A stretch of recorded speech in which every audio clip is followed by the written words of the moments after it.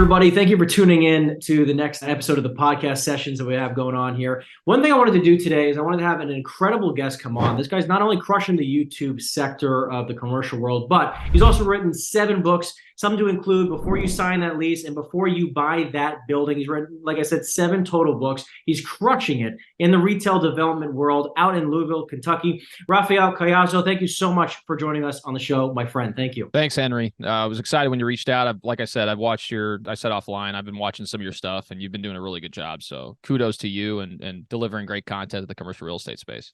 Hey, man, I'm just trying to take after you, man. Like, you're absolutely doing an amazing job. And I just want to say thank you for what you're doing as well. I feel like it's interesting how there's so much information out there, for the residential world, but the commercial world is kind of like left in a dark hole. Yeah, absolutely. And I think it's gotten better over the last several years, because I don't know when you started in the space. I started in mid 2019. And I mean, I tried to find information out there, and there really wasn't much. Historically, it's been kind of siloed to whatever brokerage you're a part of. They share information, but they kind of keep everything very close to the vest, which I think is slowly starting to change, which is good. Yeah, I mean, look, thank God for people like yourself who are putting out amazing content. So I really want to rewind the clocks, man, because obviously you're up to some amazing things. Like, 7 books is incredible. Definitely got to hit you up about some book content. So I'm curious, before you got into the commercial world, I mean, rewind the clocks a little bit. I mean, like, were you always such a, hardworking hustler that you are today? I've always been definitely a little entrepreneurial, and, I've always been very competitive. I was born in Northeast Italy. My mom's Italian and my dad's Puerto Rican. He was in the Army or the Air Force as a physician. And so we traveled around the world when I was younger. I actually moved to the US when I was 14. So we were in Germany for a bit. I was in Belgium for 5 years. And then we moved to Southern Arizona, where I went to high school and then college at Arizona State University. I studied engineering in college and then got into the software development space. And, I did software consulting for about 5 years before jumping into commercial real estate. And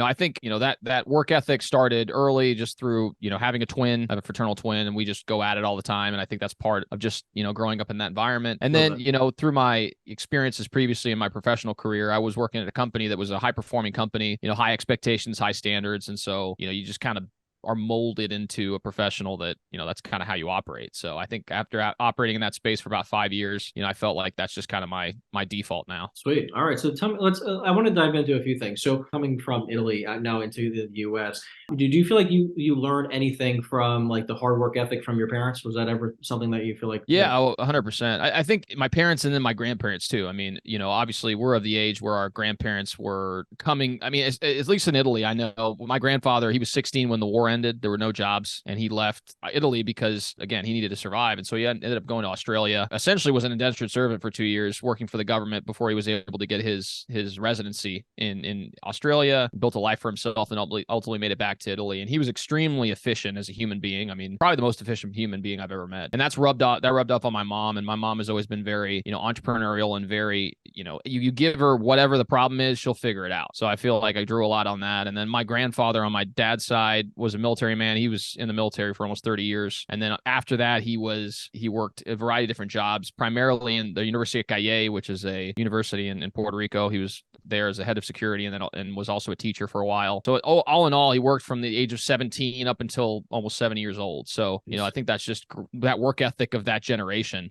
Sure. I was always in awe of their, consistency and their no excuse attitude. So, I mean, you can say that again. So many people immigrated to this country with nothing. You hear stories like this all the time, and it's like what some of them have created is incredible. And there's a lot of realtors who come to this business and they're like, I don't know how to find a lead. I'm like, these people came with $5 in their pocket, and they figured out how to get a job. They figured it all out. So it's just interesting how we've come full circle here. I want to talk about now your transition in the commercial world, because then I also want to dive into the markets, and I have a lot of questions for you, man, because you have a lot of content out there that I think has been fantastic. So talk to me about your first couple months in the business, and then now to, what got you to where you are today? Like, as I said before, I was in software consulting for a while, and I always thought about making a transition at some point. The previous career I had was very transitory. I was moving every other year, and I knew that long term I wanted to create a business, and I think it would be very difficult for me to do so if you're hopping around to all these different places over time. So when I got relocated here to Louisville, I saw the potential in the middle of the country. I started building a network through meetups that I had created, and so I decided to make the transition.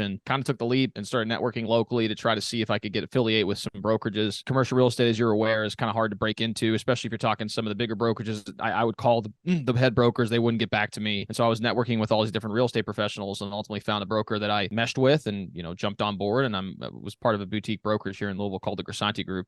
As far as my first 6 months in brokerage, I started in July or August of 2019, and I didn't have any leads, so I straight up went to CoStar, downloaded a list of all the properties, and just went down the list and started calling and said, hey, you want to sell your building? And again, I wasn't super effective at it, but I just wanted to generate some activity. I was trying to just get used to the process of reaching out to people, because in my previous career, that wasn't what I had to do. I had no sales experience outside of maybe being a server or whatever else, right, in a restaurant setting. So I tried to do that for about 6 months, and I started gaining some traction, and then COVID hit, and I think I kind of let it get to me a little bit. I was just kind of depressed on myself. And for that period, a couple months, I just wasn't doing the same amount of outreach as I had done before. In that midst of that time, that's kind of when I thought, okay, well, everyone's at home, might as well start doing something digitally. And that's where the virtual meetup came into fruition, then converted that to a podcast format, started doing a ton on YouTube, and then slowly but surely just kept on building. Let's talk about a few things here with the markets, right? So you specialize now in specifically the retail sector here, right?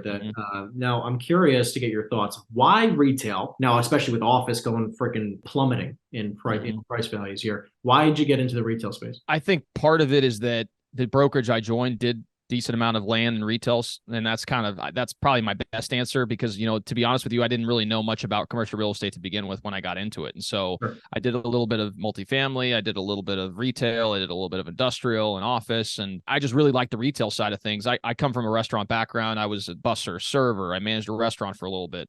So from that standpoint, I understood the inner workings of at least the restaurant space. I just loved the conversations I was having with early on entrepreneurs and more established business owners that were wanting to expand their footprint in the market. And again, the consistent deal flow of, representing a tenant that is a franchisee, and they buy the rights to 5 locations, and they say, hey, we need 5 locations in 2 years. You build enough of those relationships, you start really gaining some traction. And so, that was the initial reasoning for it. And then, on the investment side, from a shopping center standpoint, it's I see a lot of value in neighborhood shopping centers, like the 20,000 to 30,000 square foot shopping centers that have the nail salons, that have the bakeries, that have quote unquote Amazon resistant opportunities on site. And so sure. I've worked with a lot with high net worth individuals that are wanting to find some of those opportunities in the marketplace. And so I'd say that's kind of been where I've been operating for a while. And now I've started to get more on the development side. So I've been representing landowners to sell off their land to retail developers, and also have a few relationships with developers that are looking for retail sites for either car washes, gas stations. I've got one that I've been looking for like a retail strip center development.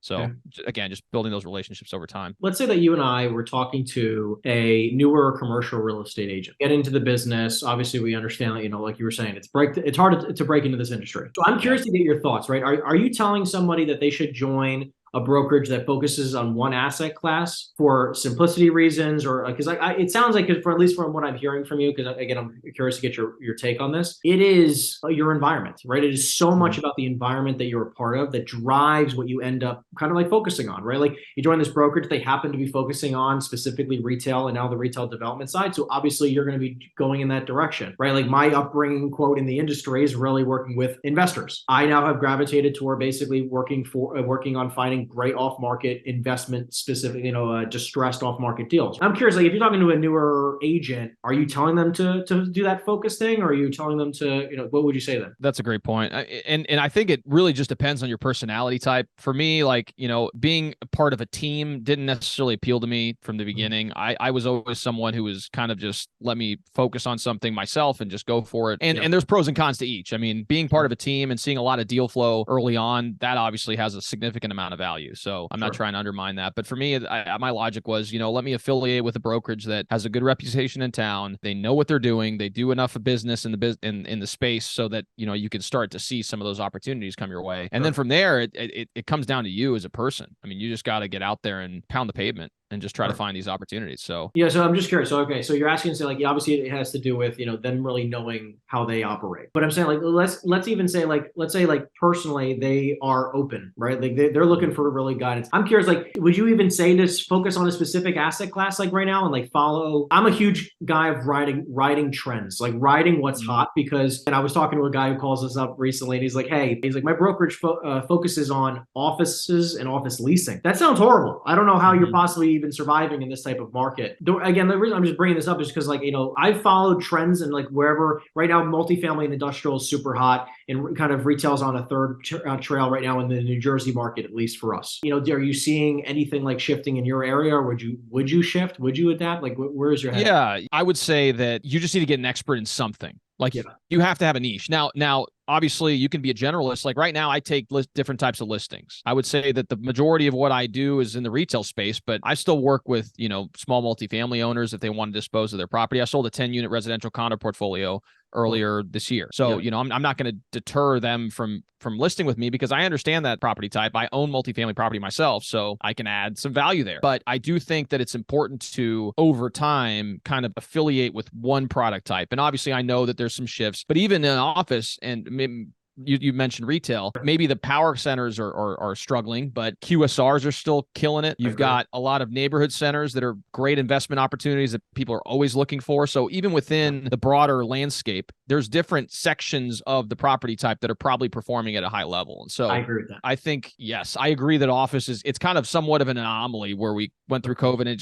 it accelerated what was probably already going to happen in 20 years. But, I think there is going to be opportunities in the office space over the next 5 to 10 years. Again, you just got to be willing to identify them and go after it. Really understanding the dynamic of the multifaceted asset class, like how many facets there are to each asset class, I think is important. That I'm glad you brought that up. I agree. Like, maybe the office specific market of like general office isn't doing well, but medical office still has a lot of traction, right? And it's like really focusing on a lot of those key factors. So I like that you brought that up. I'm curious now. So what are you suggesting, like now, for like the way the economy is right now? Like, what are you even seeing for yourself that that has adjusted, has shifted? Because obviously, your entire career has been through COVID, and now to where interest rates went from like 2 to 7. I mean, like the craziest jump in the shortest period of time we've ever seen in history. We got to see really fast in our careers. What do you feel like are some adjustments that you've been making in your business? Yeah, that's a great question. So, as far as investor activity, it's definitely slowed down significantly. I'm sure you're seeing it on your end. I mean,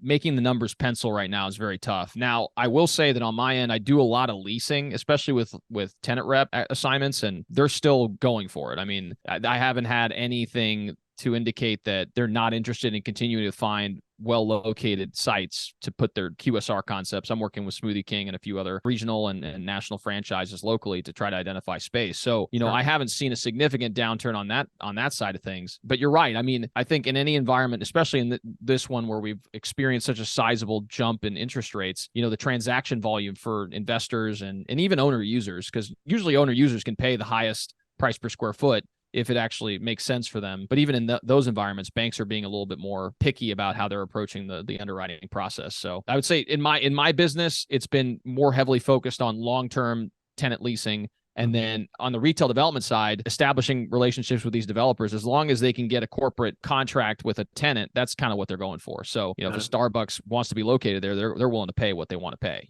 I'm curious to get your thoughts, right? Like, so if I'm an agent right now, just getting in the business, I'm a few months in, getting my bearings, and I'm trying to work with a company like a Smoothie King, or like these huge organizations that are out there that are looking for more space, how would you even recommend that I do that? Well, first off, if your brokerage has inventory that you can, call different tenants on, that's what I would start. I would look at what does your brokerage have available as far as available inventory, talk to those agents and try to say, okay, if it's 1,500 square feet, go and find the tenants that fit that space, because not every tenant's going to be able to fit within a certain size profile. So get an understanding of all the requirements of the different tenants that you want to place in that space. Look at the tenant mix, get an understanding of what uses could be successful there. Make sure you analyze all the exclusivity clauses within if it's a shopping center, make sure that you're not stepping on any toes when it comes to, other tenants in the space. And then from there, just identify those top 20, 30 tenants, and then create a very specific and targeted marketing packet that you can send off to their real estate team. Because a lot of these larger firms, they do have real estate directors, they have team members that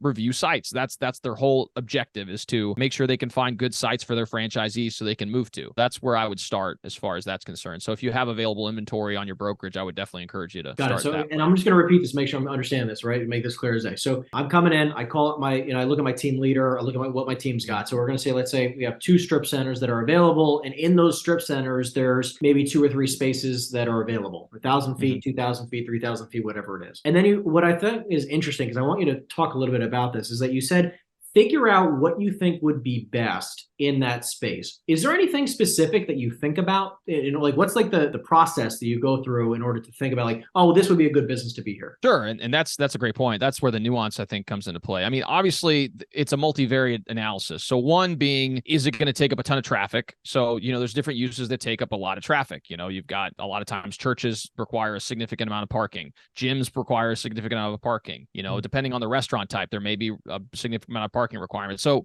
getting an understanding of what type of daytime traffic is going to be driven to the center is a thing you need to consider. And then another thing you need to consider is, again, looking at the other uses and saying, okay, well, if I have a donut shop in there already, I probably don't want to put a bagel shop potentially in there because they may be conflicting. If all the clientele are going there for breakfast, you may have cannibalization of sales. Same goes with like liquor stores. If there's a liquor store on site, you don't want to put another liquor store or package, business on site because it's going to affect and cannibalize their sales. And if it's not included in the exclusivity agreement, it's still not good practice to shove a tenant in a space when you have other tenants that could potentially be affected by it. So that's what I mean by it. And obviously, if your team leader has been in the retail space for a while, they'll be able to provide nuances based on that market that's a little bit more specific. And again, you look at the demographics and say, okay, well, if it's a very affluent area, you may not want to put a Dollar General there. But if it's something else, maybe then that fits better. So it's very nuanced, but it's really dependent on the site. It's something that like, it's just taking that extra mental step of saying, because I mean, we both probably know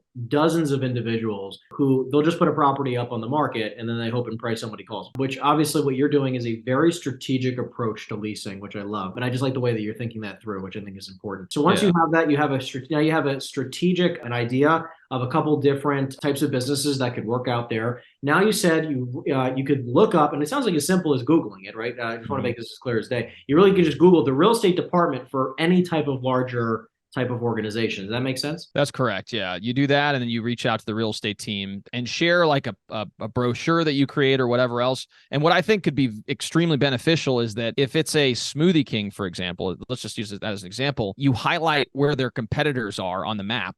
Or you say, okay, well, I know that you got a Smoothie King 2 miles away at this particular location. This is a different retail trade area. These are the demographics for the area. These are the type of traffic counts, whatever else. Your closest competitor is 0.6 miles away. So it makes it so that you explain to them the business value and proposition for your space versus just blasting it out as like a general email, because I can guarantee you that these real estate directors get arguably hundreds of emails a day from just random people about different things. So you got to make sure that you stand out when it comes to what you're presenting. And it may not be a good fit, but if it isn't a good fit, you can identify that on the front end. Yeah. So what you're saying is that basically try to get all of their all the questions that they're going to have for you basically answered all at once, send them one beautiful looking email with a little bit of marketing piece.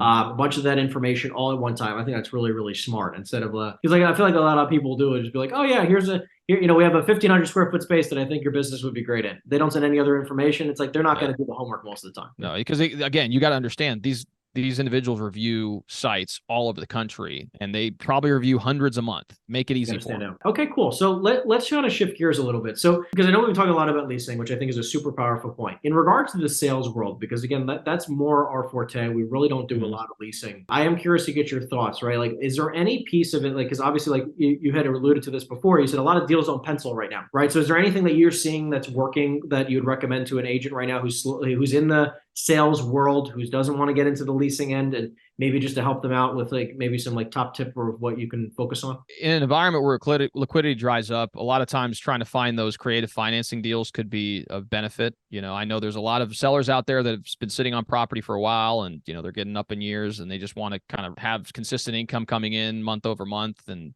they don't want to necessarily have to deal with all the management of the tenants or whatever else. So there exist opportunities, and I foresee there exists opportunities in the marketplace to be able to create these creative financing deals. And I mean, investors still have the money. I mean, I don't think there's the money, quote unquote, is dried up. It's just from a debt standpoint, banks are like, well, I'm not going to loan you this amount of money if I can't make, the numbers work on our end. And with all the dislocation that's been happening on the regional and national banking level, as far as deposits and everything else, and looks to be some cracking as far as the viability of some of these banks out there. I foresee that the lending environment is going to continue to clench up. So okay, you're bringing up the idea of seller financing opportunities, and look, just for a quick for everyone who's listening right now, This is basically where the seller becomes the bank, right? Like they don't have debt on it, or they have assumable debt, and they basically can negotiate where the seller will hold back a note and become the bank. My team has done very, very well using this strategy and using the script where we basically just say to somebody when you're talking to them,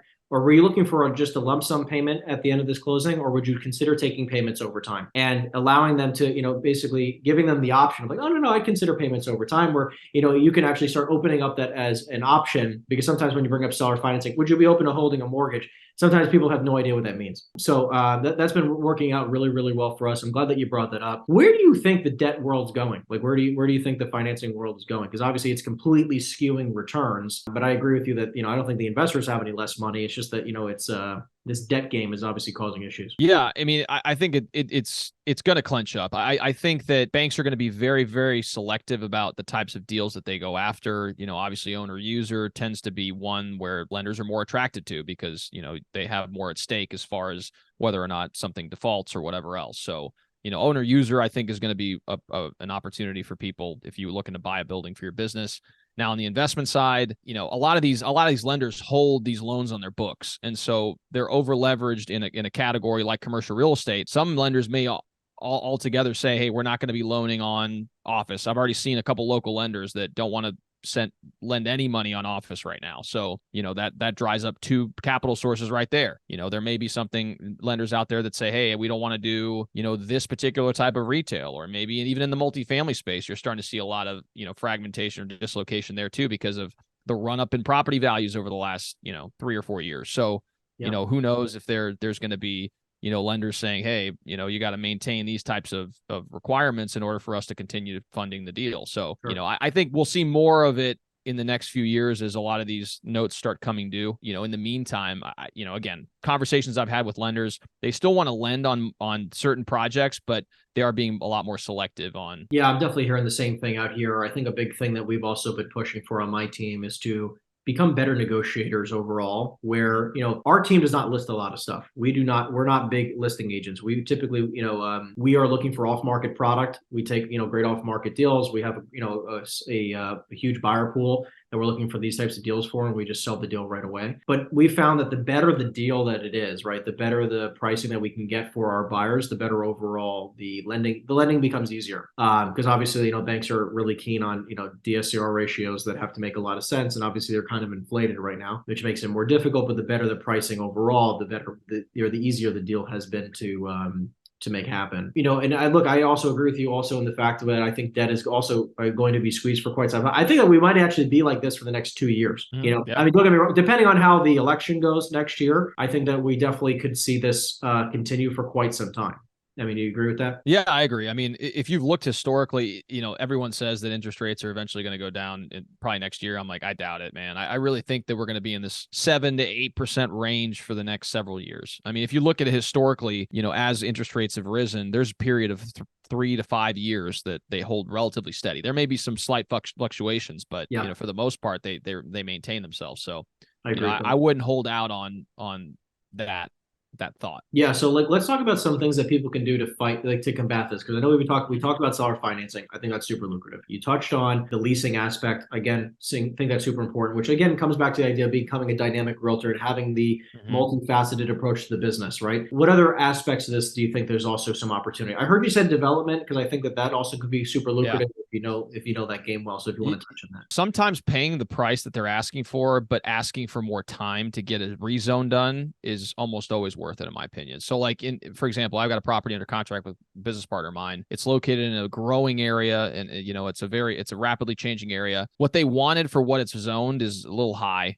but they were willing to give us a year to rezone the property. And we're seeking a higher zoning that would allow us to do all different types of things, like brewery, whatever, distilling. You could do a variety of different types of things on site. And once that zoning's achieved, the value is going to jump significantly. So, there's also ways to structure deals in that regard.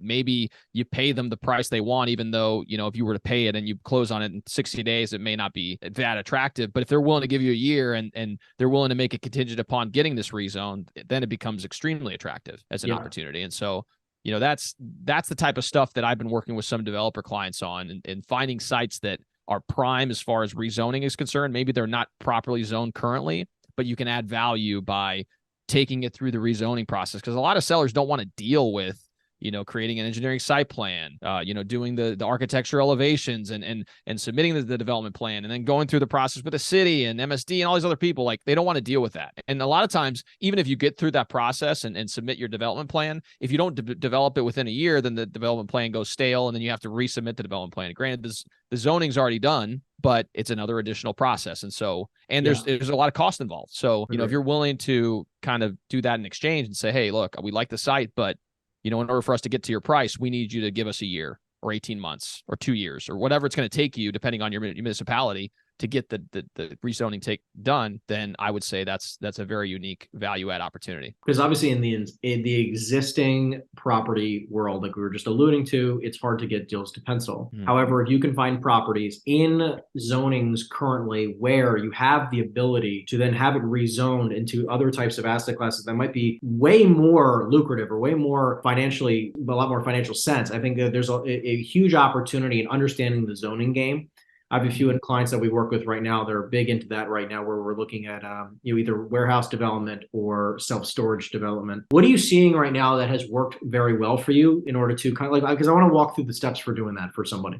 You mean on the rezoning side? Yeah, the development and the rezoning. Again, it's identifying the corridors and areas within your town where rezoning can take place, because not everything's going to be eligible to get rezoned. If you're trying to buy a piece of land in the middle of a residential community and you want to put a factory on it, I mean, the likelihood of you getting it through is very low. So you have to talk with zoning attorneys, talk with different real estate professionals locally to trying to get an understanding. And, if it's in an area that's growing and there's a lot of retail coming in, the possibility of getting a rezoning done in that corridor is probably a lot higher than other parts of town. So, I think if you're a new professional in the area, drive around town. Just go to different parts of the corridors around town, get an understanding of what stuff's coming in, what stuff's going out, et cetera, and then try to target areas where the path of progress is coming, and then, find properties in that area to, potentially get a rezone done. Yeah. And again, this could be super simple, right? Like, we're talking about taking a zoning map of the town, figuring out which zonings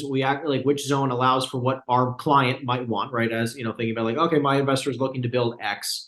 Right, that's their specialty. They're looking for that type of property. So you go on the zoning map, you figure out exactly what areas would actually allow it, and where do you see it currently. And you can find properties in those areas that might not be that type of property right now. You go on CoStar or Reonomy, you pull a phone number, and you make a phone call, right, and see if you can possibly see if they're open to selling the property. You don't have to tell them that you're looking to rezone it, but you can also just say like, hey, would you be open to an offer that's contingent upon approvals? So if I was able to get exactly what you're looking for, would you give me 6 months to a year to possibly get approvals for the property? Yeah, that's amazing advice. And another thing too, which is somewhat newer to me, but I've been involved with some of these opportunities recently, is buying raw land and then doing all the site work. Exactly. And then doing minor plats. Like you take a 6-acre lot that's heavily trafficked. Maybe there's a lot of retail in that area. You get it ready for development, break it off in acre pieces and sell them off. And we've seen some of our clients in a subsection just outside of Louisville called Mount Washington, where this gentleman, one of our clients, owned a ton of land, and it was just raw land. He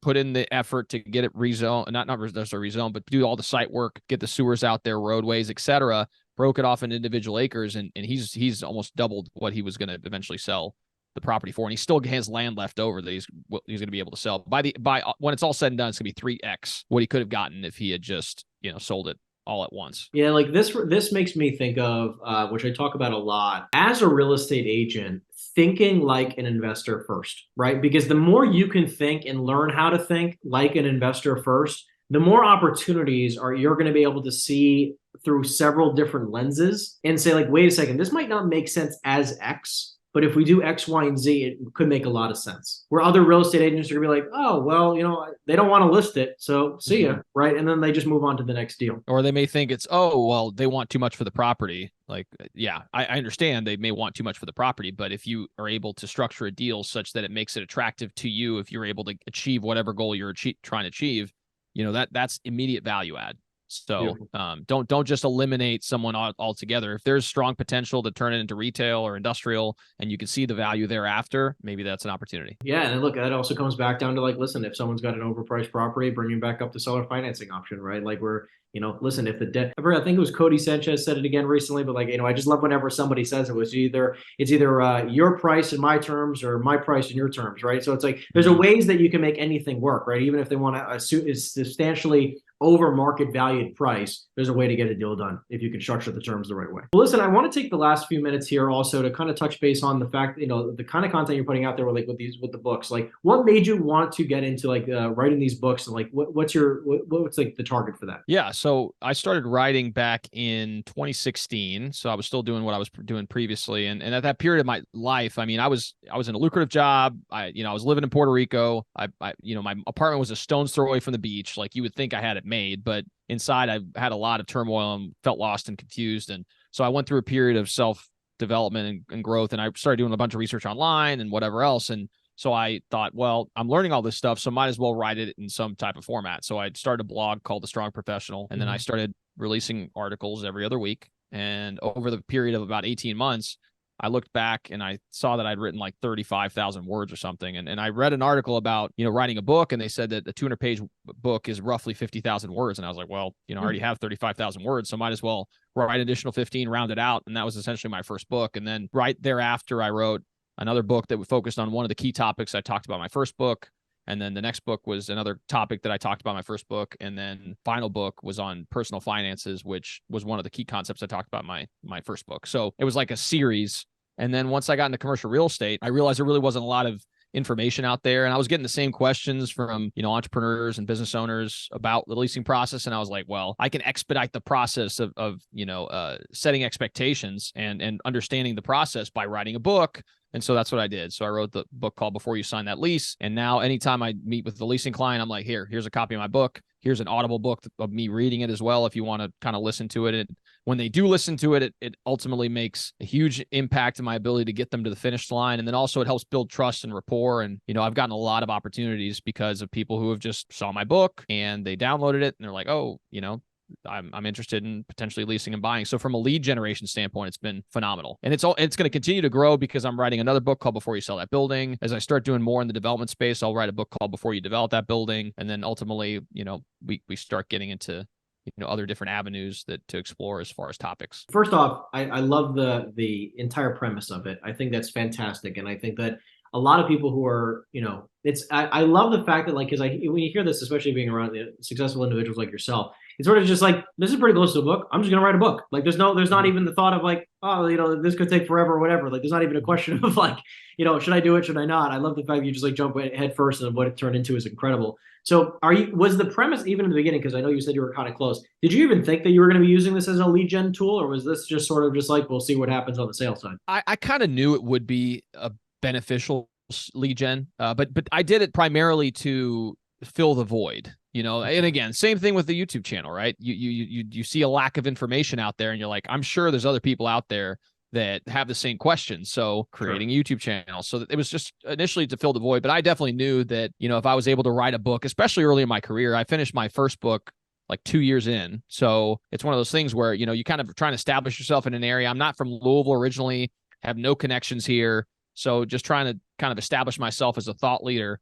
I mean, it did very well as a result of that. I mean, not necessarily the book sales per se, but it helped me immensely when it came to establishing myself as a thought leader in the space very early in my career. Regardless of actually writing a book, but I'm saying for an individual agent who's thinking about, getting themselves out there, do you recommend, getting on YouTube and starting to talk about it? Like, what's your 2 cents on social media? Yeah, I couldn't recommend it enough. I think, obviously it's awkward when you first start. I started filming myself doing videos back in 2018, and I was talking about stuff that I had talked about in my previous books, just related topics, but it's really awkward when you first start. It's not a natural, thing to just get on a camera and start talking, but I can't recommend it enough. It makes a huge impact in your reach, especially locally and regionally. I can't tell you how many times I've been walking around and meeting people, and they're like, hey, I've seen your, YouTube video or whatever else. And granted, some don't lead a business, but I've definitely had people, when I've reached out to them, maybe I'll leave a voicemail for them, and then they look me up online and they're like, oh, he has a YouTube channel. Oh, he's written a couple books. Oh, he's done all this activity. And then the next time I speak with them, it's like a completely different conversation. You establish yourself as that kind of thought leader, and then, signing on the dotted line as far as listing or just starting to work with someone. I mean, again, it becomes a lot easier at that point. So Yeah. I would recommend YouTube. You know, I'm starting to get more into profiling different developments around town. So we're going to be starting a series with a friend of mine locally who's a residential agent, where we start interviewing like big players in Louisville and the region about different developments that are happening. So just again, creating that thought leadership platform, seeing yourself doing things that, you know, most people aren't doing, because it's not really that hard to stand out because no one's really doing what we're doing, you know? I couldn't agree with you more. I mean, I think that YouTube is more so than Instagram, more so than a few other ones, but I think YouTube is really just such a powerful tool, regardless of lead gen. But I think that just a brand recognition, I think, is a fantastic opportunity for people to just easily get started. And you don't have, I agree, the first couple of videos are definitely pretty awkward, but after you get over like the first few, it really becomes, you know, pretty simplistic. Yeah, and you don't need a bunch of crazy equipment. You know, if you guys are watching this, I have like a podcasting mic and headphones. Like my first videos are literally just a phone. So I mean that's all you need. So all right, let's wrap this up with two or three last final questions. Mm-hmm. Number one is, if you were to restart your career, and this is talking to like a brand new agent, day one in the business, or even you a few years ago when you first got started in 2019, right? What advice would you give yourself?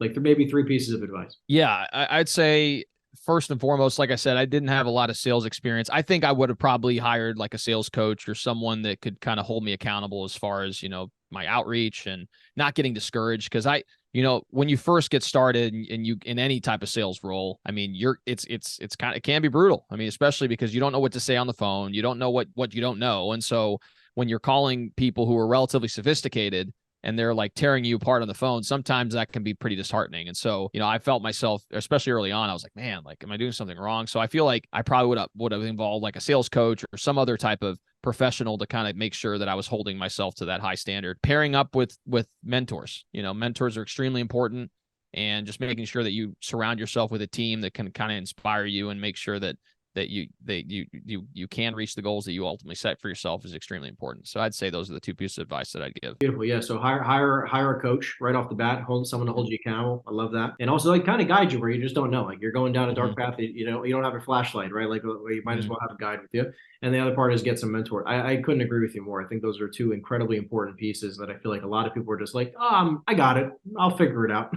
Right. And then that learning curve is infinite. And you're like, wait a second, this is crazy. Then to shift gears on the other side of the coin is saying like, what's next for you, man? Like what like, you know, you're absolutely crushing it on social. You do it, you know, you got all these books and you said you're coming out with another one. I mean, like what's the like some of the big goals you got coming up? Yeah. So, you know, we're getting more into the development side. So, you know, taking down adaptive reuse projects for a variety of different things is kind of the next step of my career. And then also starting to raise capital for these types of projects. Like my goal long term is to get into the space where we can really do ground up construction, adaptive reuse projects, and that's going to require capital. So at a certain point in the near term, we're going to be raising capital. And so that's kind of the next step. And obviously continue to expand in my brokerage career. I've already built some pretty solid relationships in the retail side, and just really focusing more and more in that sector is kind of where I see myself over the next several years. That's awesome, man. So then I guess we'll keep this on the last piece of this, which I want to, you know, I think you brought up a big fact here, which is on the investment side. So I want to leave someone with some gold nuggets here, because I think what's interesting is that so many people get into the real estate business to buy real estate. And I'm glad you even brought it up, which is the investment side mindset, which is, hey, like the vision is here, I'm going to raise a lot of money so I can go do these development deals, right? Like, and I'm even saying like for you to own these types of deals, because obviously eventually we just want to be the client, right? Like we don't eventually want to just have to keep selling real estate every day. So I'm curious, like give your thoughts here. Like what was like the one or two things that you feel like really helped you even go from being a resident, you know, sorry, not a resident, or retail broker, like being as a realtor mindset to shifting to the investor mindset. I'm just curious what has helped you shift that. Yeah, that's a great point. So one thing I did when I first started was that before I started, I bought a fourplex. So I lived in one of the units and rented out the other three. So I started house hacking for about 6 to 12 months before I actually transitioned to what I was doing before. So I got to understand how to manage and operate a property just by living in it myself and managing my tenants and whatever else. So I was able to speak more eloquently when it came to owners, because I was doing the same things on my own projects. As far as the retail side, it's just doing deals, man. Like when you get to see